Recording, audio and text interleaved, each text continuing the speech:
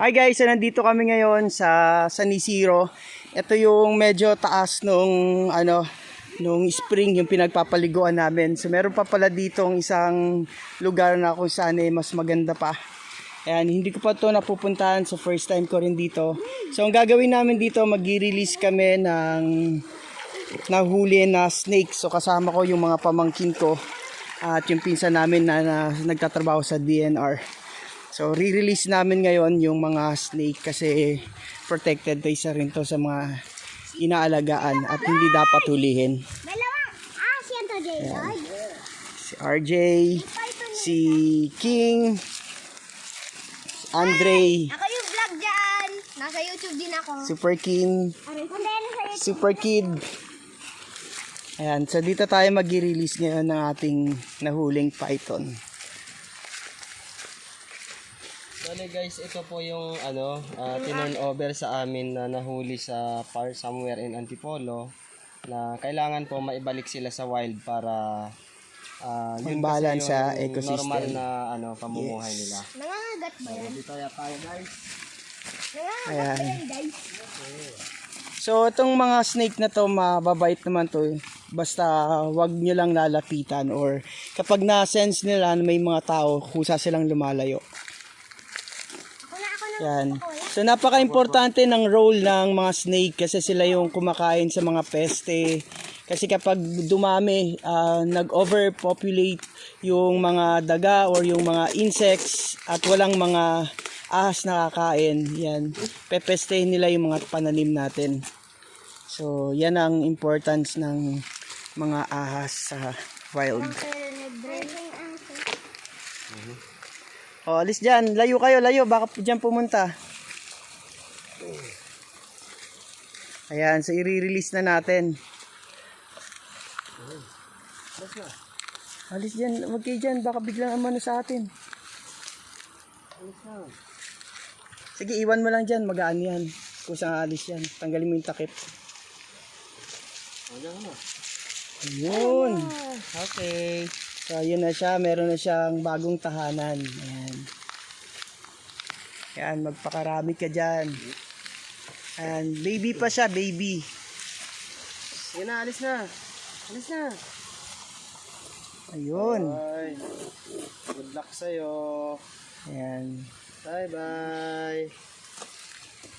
So, yan na yung bagong bagong tahanan niya. Ayun, so sumiksik siya dun sa may puno. Ayun, nakahanap agad siya ng bago niyang tahanan. Bilis. At ito naman yung isa pa. Same lang yung yan. Same lang sila. Oo, Burmese. Ayan, Burmese din. Burmese python. Hindi pwedeng hawakan yan. Wala yung venom yan, pero Hindi kasi ito yung mga alaga. Ito ay galing sa wild. Kaya meron siyang tendency na nangangagat. Although wala siyang venom. Pero masakit yung kagat niya. Turukan ka pa? 5 beses turok yan. Asan yung isa? ayun na, pumasok doon sa may butas, sa may kahoy. Pasok na yan. Yan, so i-release uli natin yung isa. Makagat tayo ng ating ahas. Yan, medyo yan. Yun, ayun, malaki-laki siya ng konti. Ay, magkapatid nga, yan Magkapatid, pareho silang Hindi natatakot tayo guys. Ayan. Mahirap na, baka matuklaw. Ayan siya. Okay. Bye bye. Ingat ka. Ayan na siya, guys. Yun na, gagalaw na. Pakarami kayo sa wild. Ayan, ito medyo mahaba to. Mas maano siya. Kapatid mo, puntahan mo Ayan. Oops, ayan na, pupunta dito sa atin. Takbo na, takbo. Pupunta sa yan. Sa tubig, ayun. Nagutom daw kasi. Isa na siya, yun. Sumiksik na siya sa mga dahon.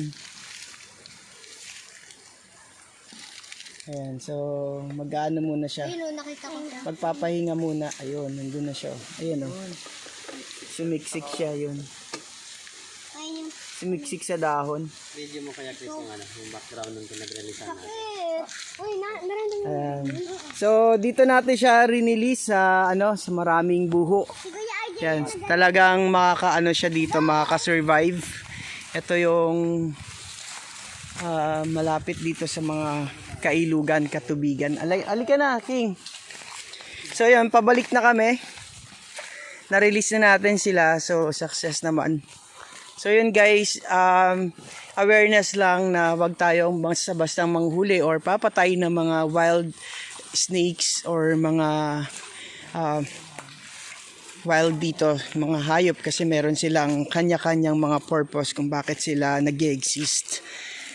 So kapag pinatay natin yung mga katulad nila, so dadami naman yung population ng mga peste, yung mga daga. Yan, so sila yung sisira sa ating mga pananim.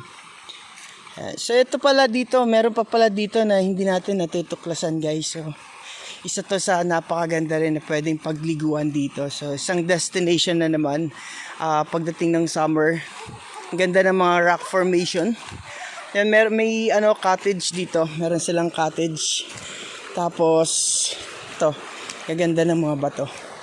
Ayan. Doon sa may hot spring, medyo pinagbabawal nila maglagay ng mga tent dahil sa mga katutubo ayaw nila. Pero dito mas develop. Ayan. Ito medyo malalim dito. Ayan. So meron tayong naabutan dito, nagpipiknik. Ayan sila. Ayan. Say hi!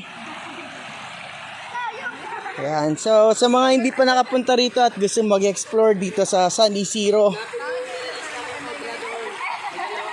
mag-ingat kayo, may snake doon, na-release namin.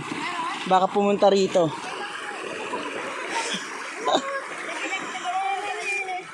Ayan, so balik na kami sa bahay at pauwi na rin sila. Pabalik sila ng Manila at ako naman bukas. So sa mga pupunta sa 5M, Parisan, kita-kits tayo, 50% sila ngayon. Alright, let's go!